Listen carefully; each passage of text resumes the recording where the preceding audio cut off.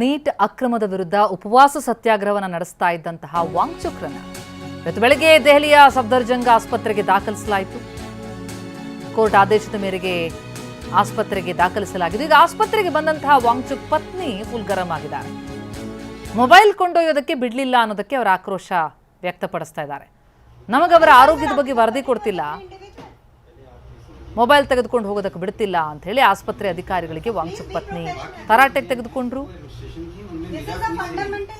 आपका फोन यहाँ रखा जाएगा, मैं फोन नहीं रखने वाला नहीं हूँ, ना मैं रखूंगा, ना मेरा कोई इसमें मतलब है। ठीक है, पुलिस बाहर लगी है, ये मैंने नहीं लगाई, जो भी हुआ है मेरा जो काम है इलाज का वो मैं करूंगा। तो आपसे अगर उनके बारे में बात करें, मेडिकल बारे में बात करें, मैं कर सकता हूँ, बाकी चीजें I am not answer. Sir, you got him on medical grounds here, right? There is nothing else happening.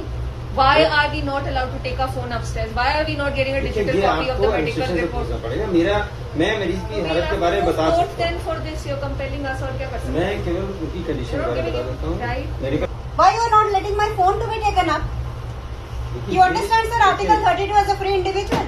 पहले आप प्लीज समझिए, आइए मैं प्रोफेशनल ಎಸ್ ಗರಂ ಆಗಿ ಅವರ ಪತ್ನಿ ಮಾತನಾಡ್ತಾ ಇರೋದನ್ನ ನೋಡ್ತಾ ಇದ್ದೀವಿ. ಅಂದರೆ ನಮಗೆ ಫೋನ್ ತೆಗೆದುಕೊಂಡು ಹೋಗೋದಕ್ಕೆ ಯಾಕೆ ಬಿಡ್ತಿಲ್ಲ ಅಂತ. ಅದಕ್ಕೆ ವಾಂಗ್ಚುಕ್ ಸಂಬಂಧಿಕರ ಈ ಆಕ್ರೋಶಕ್ಕೆ ಅಲ್ಲಿ ಇದ್ದಂತಹ ಅಧಿಕಾರಿಗಳು ನಮಗೆ ಅಲಾವ್ ಇಲ್ಲ, ನಾವು ಇದಕ್ಕೆ ಆನ್ಸರಬಲ್ ಅಲ್ಲ ಅಂತಿದ್ದಾರೆ. ಒಟ್ಟಾರೆ ಕೋರ್ಟ್ ಹೇಳಿತ್ತು ಅವರ ಕಾಳಜಿ ವಹಿಸಬೇಕು ಅವರ ಆರೋಗ್ಯದ ಬಗ್ಗೆ ಅಂತ ಹೇಳಿ ಸೂಚನೆಯನ್ನು ಕೊಟ್ಟಿತ್ತು. ಆ ಹಿನ್ನೆಲೆಯಲ್ಲಿ ಮಫ್ತಿಯಲ್ಲಿ ಬಂದಂತಹ ಪೊಲೀಸರು ಇವತ್ತು ಬೆಳಿಗ್ಗೆ ಅವರನ್ನ ಕರ್ಕೊಂಡು ಹೋದ್ರು, ಆಸ್ಪತ್ರೆಗೆ ದಾಖಲಿಸಿದ್ದಾರೆ. ಅಲ್ಲಿ ನಡೆದಂತಹ ಘಟನೆ ಇದು.